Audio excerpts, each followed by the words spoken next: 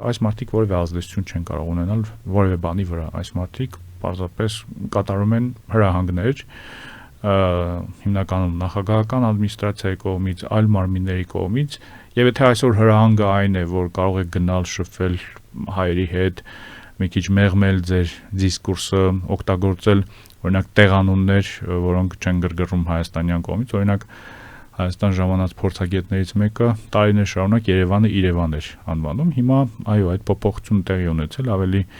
նորմալ բառապաշար է օգտագործում, բայց պատճառը այն չէ, որ նա հանդիպել է հայերի հետ, ինչ որ փոխանցում է գտել եւ այդ իսկ պատճառով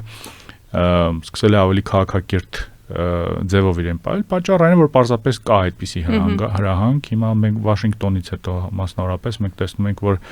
կարծես թե կողմերը փորձում են ինչ-որ վստահություն կառուցող միջոցներ, confidence building measures իրականացնել առնվազն սիմվոլիկ առումով, որպեսզի ի ցույց դնեն, որ հակված են ավելի շատ գնալ խաղաղության ճանապարհով, այլ ոչ թե պատերազմի ճանապարհով։